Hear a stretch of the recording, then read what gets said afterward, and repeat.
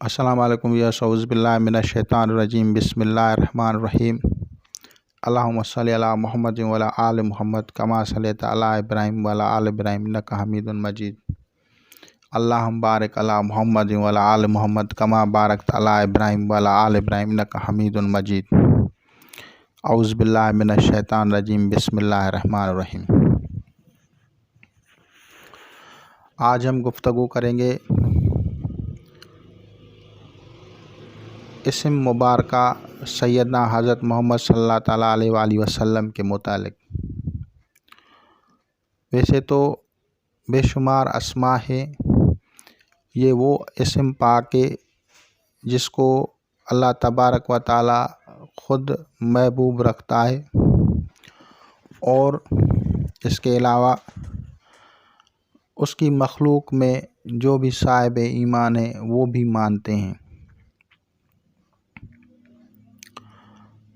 اب آتے ہیں اس کے فضائل، تو علماء کرام، اولیاء کرام، اللہ تعالیٰ کے محبوبوں نے اس کو ڈسکرائب کیا ہے اپنی کتب میں کہ بے شمار برکات اور فضائل ہیں۔ یہ وہ ٹھنڈک ہے، یہ وہ روح کا سرور ہے، آنکھوں کا نور ہے، اور چہرے کی شجاعت اور قلوب کا اطمینان ہے۔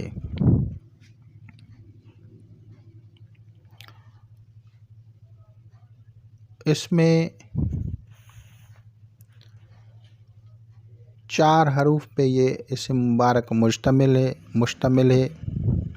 ان 4 حروف میں اگر ہم محمد کو سلیکٹ کریں تو اس میں 4 حروف آتے ہیں، اور چاروں حروف بغیر نقاط ہیں۔ لیکن اگر اس ذات مبارکہ کے اسم مبارکہ کے چاروں حروف کو ملفوظی کرتے ہیں تو 4 اس کے نقاط ہیں، یعنی میم، ہا، میم، دال۔ یہ چاروں نقاط ایک بہت بڑا اسرار اور بہت بڑا راز ہیں۔ اگر اس کو ہم محبت اہل بیت کی طرف لے جائیں اور اس کو ہم آیت تطہیر کی طرف لے جائیں تو نبی پاک صلی اللہ تعالیٰ علیہ وآلہ وسلم کے ساتھ جو 4 لختے جگر ہیں جو نبی پاک صلی اللہ علیہ وسلم کے، جو کہ نبی پاک صلی اللہ علیہ وسلم کے آنکھوں کی ٹھنڈک ہیں، وہ سیدہ بی بی فاطمہ زہرا سلام اللہ علیہا، سیدنا حضرت علی المرتضیٰ علیہ الصلاۃ والسلام، سیدنا امام حسن علیہ الصلاۃ والسلام، اور سیدنا امام حسین علیہ الصلاۃ والسلام۔ ان کے تعداد کی طرف اشارہ ہوتا ہے۔ اور اگر ہم ظاہراً باہر کی طرف آتے ہیں تو بھی آپ صلی اللہ تعالیٰ علیہ وآلہ وسلم کے جو مشہور 4 یار ہیں، 4 کمپینینس آف دی پرافٹ محمد صلی اللہ تعالیٰ علیہ وآلہ وسلم، وہ بھی 4 ہی ہیں، یعنی حضرت ابوبکر صدیق رضی اللہ تعالیٰ عنہ، حضرت عمر فاروق رضی اللہ تعالیٰ عنہ، حضرت عثمان غنی رضی اللہ تعالیٰ عنہ، اور حضرت علی رضی اللہ تعالیٰ عنہ۔ تو یہ مخصوص 4 نکات جو ملفوظی میں آتے ہیں یہ اس طرف اشارہ کرتے ہیں۔ اب آتے ہیں کہ اللہ تعالیٰ کے محبوبوں نے، اللہ تعالیٰ کے پیاروں نے آپ صلی اللہ تعالیٰ علیہ وآلہ وسلم کے عشق اور محبت میں احادیث سے جو کچھ لکھا، جو بتایا ہے، تو وہ کہتے ہیں کہ جس کو جس سے محبت ہوتی ہے، جس کو جس سے راحت قلبی حاصل ہوتی ہے، سکون حاصل ہوتا ہے، اس کو وہ یاد کرتا ہے، اور وہ حضور اکرم صلی اللہ تعالیٰ علیہ وآلہ وسلم پہ اس محبت اور عشق اور ادب کی وجہ سے بکثرت درود و سلام بھیجا کرتے تھے۔ ان میں جو مشہور ہیں، میں باہر کی بات کروں گا، سندھ کی بات تو میں بعد میں کروں گا، میں پہلے باہر کی بات کرتا ہوں۔ تو شاذلیہ سلسلہ اس میں سر کا تاج بن جاتا ہے، کیونکہ انہوں نے بکثرت عشق جو کلمات کہے وہ مقبول کلمات بن گئے، جیسے درود تاج، دعائے حزب البحر، دلائل الخیرات، حزب النصر یا دوسرے حزب جو بنائے ہیں۔ دلائل الخیرات بھی ایک مجموعہ ہے درود شریفوں کا، تو ان میں آتا ہے۔ اسی طرح سندھ میں جتنے بھی اولیاء کرام بڑے گزرے ہیں وہ بھی بکثرت درود شریف پڑھتے تھے، اور انہوں نے بھی اپنے عشق میں اپنی اپنی زبانوں میں انہوں نے بھی رباعیات، نعتیں بنائی ہیں، یعنی اشعار کہے ہیں۔ اور سندھ کے صوفیہ کے جب پروگرام ہوتے ہیں تو مختلف درباروں پہ وہ لوگ قوال یا یکتارا یا کوئی اور گٹار کی طرح ایک ہوتے ہیں، ایک انسٹرومنٹ ہوتا ہے میوزیکل، وہ بجاتے ہیں اور پھر وہ اس کی تعریف کرتے ہیں۔ خود پنجتن پاک یعنی حضرت محمد صلی اللہ تعالیٰ علیہ وسلم، سیدہ بی بی فاطمہ زہرا سلام اللہ علیہ، حضرت امام حسن علیہ الصلوۃ والسلام، حضرت علی علیہ الصلوۃ والسلام، حضرت امام حسین علیہ الصلوۃ والسلام، ان سب کی تعریف میں مختلف درباروں میں جو ہے وہ اشعار کہے جاتے ہیں۔ ان اشعاروں کو مختلف نام دیے جاتے تھے۔ سندھ میں اس کو نام دیا جاتا تھا پرانے دور میں مولود، نعت، یہ نام دیے جاتے تھے، اور وہ سارا مبنی ہی عشق اور محبت پہ ہوتا تھا۔ حضرت سیدنا بہاؤالدین زکریہ رحمۃ اللہ علیہ کے جو مریدین ہوتے تھے وہ بھی آتے تھے، جب شہروں سے گزرتے تھے تو اسے کہا جاتا تھا سما، تو وہ سما کہتے تھے، اور وہ جب وہ سما بولتے تھے تو جب جس شہر سے گزرتے تھے تو جو بھی عقیدت رکھتے تھے، چاہے مریدین ہوں چاہے مریدین نہ ہوں، جو بھی صاحب حیثیت ہوتے تھے، ان لوگوں کو جو کہ ان کے مریدین ہوتے تھے، جب وہ جانے لگتے تھے یا واپس آنے لگتے تھے تو ان کو دعوتیں دیتے تھے کہ آپ ہمارے گھر پہ کھانا کھائیں۔ پھر 40-50 بندے جتنا جس کا ایک جماعت ہوتی تھی، وہ اس دور میں جب وہ اس کے پاس جاتے تھے تو وہ ان کے گھر والے ان کی خدمت کرتے تھے، اور وہ سما کہتے تھے اس وقت، یعنی نبی پاک صلی اللہ تعالیٰ علیہ وسلم کی شان میں کلمات کہے جاتے تھے۔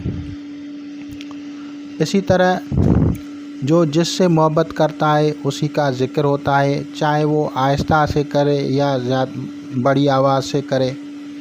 تو بکثرت درود شریف پڑھنا تمام سلاسل کا ایک طریقہ ہے، چاہے سلسلہ چشتیہ ہو تو وہاں پہ جو اشعار کہے جاتے ہیں ان کا ایک انسٹرومنٹ ہوتا ہے، اس طریقے سے کرتے ہیں، گانے کا ایک ہوتا ہے ان کا۔ تو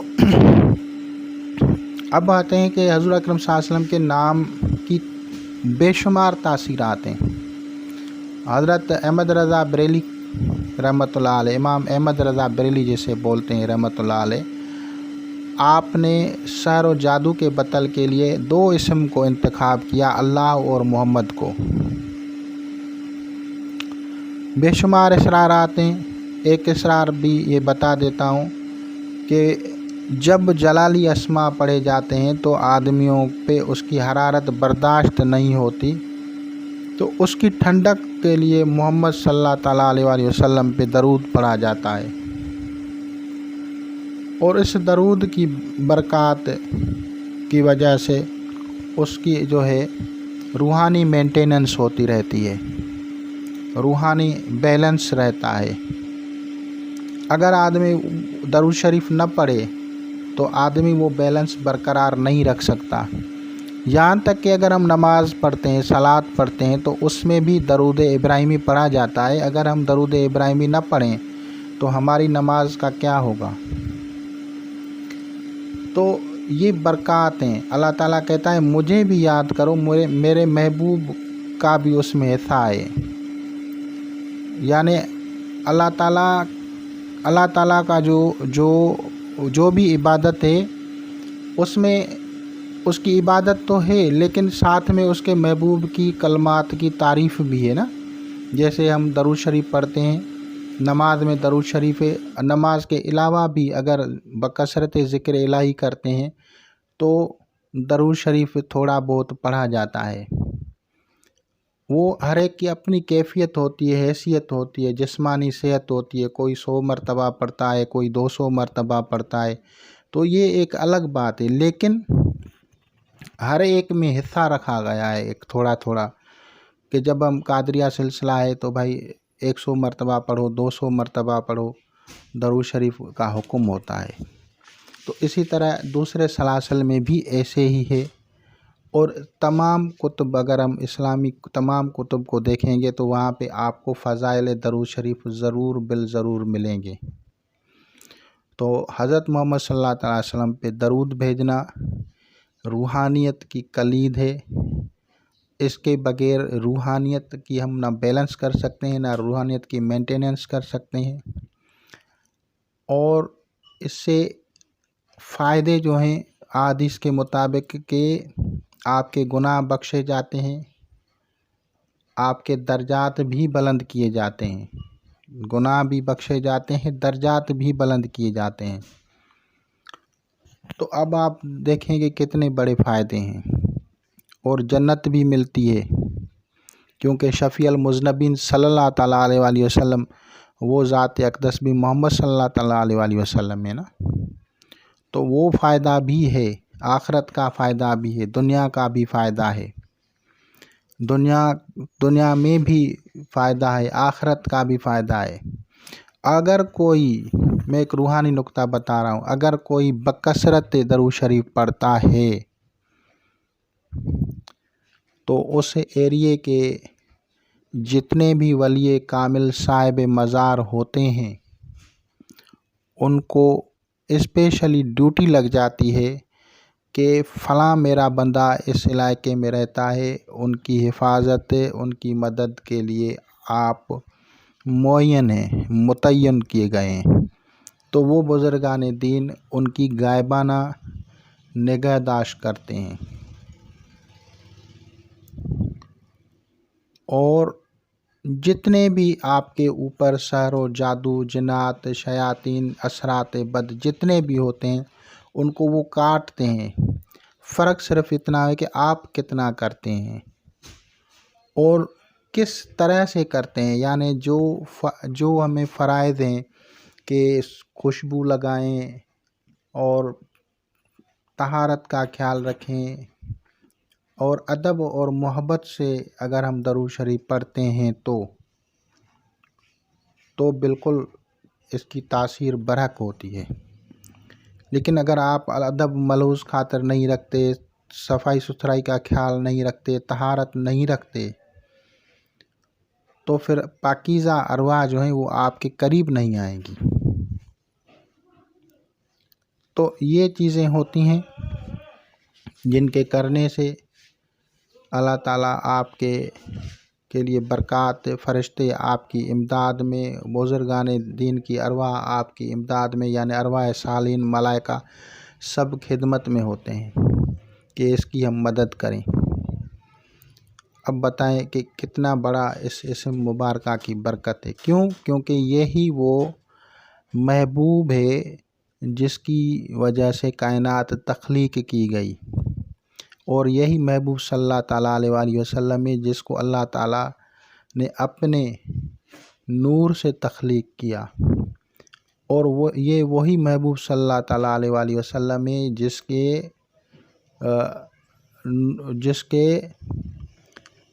جو کہ روح الارواح ہیں جو کہ امر ہیں خود، اس امر کے پارٹس کیے گئے ہیں۔ اگر آپ حدیث کو کھولیں گے پارٹس کیے گئے، ایک ایسے سے قلم بنایا گیا، لوح بنائی گئی، کرسی بنائی گئی، یہ اس طرح سے بہت بڑا ایک لمبا پروسیجر ہے، ساری چیزیں بنتی گئیں۔ اور یہی وجہ تھی کہ اصل کی پہچان کی وجہ سے نبی پاک صلی اللہ تعالیٰ علیہ وسلم کا جب آپ سفر ہے جو اپنے انکل کے ساتھ، چچا کے ساتھ شام یا یمن کی طرف جا رہے تھے، تو وہ پتھر، وہ پیڑ، وہ حجر، وہ شجر سب سجدہ کر رہے تھے بادب۔ اور یہ چیز وہ کلیسا میں بیٹھا ہوا چرچ میں کرسچنس کا جو بڑا پوپ ہوتا ہے، فادر ہوتا ہے، جو بھی ہوتا ہے ان کا بڑا، وہ وہاں سے مشاہدہ کر رہا تھا۔ اور حضرت ابو طالب سے کہا کہ یہ آپ کا کیا لگتا ہے؟ تو اس نے کہا کہ میرا بیٹا ہے۔ تو اس نے کہا یہ ہو نہیں سکتا۔ تو پھر اس نے کہا کہ یہ میرے بھائی کا بیٹا ہے اور وہ اس دنیا میں نہیں رہا ہے۔ تو آپ نے کہا کہ یہ خاتم النبی صلی اللہ علیہ وسلم ہے، اس کو یہودی بخوبی جانتے ہیں۔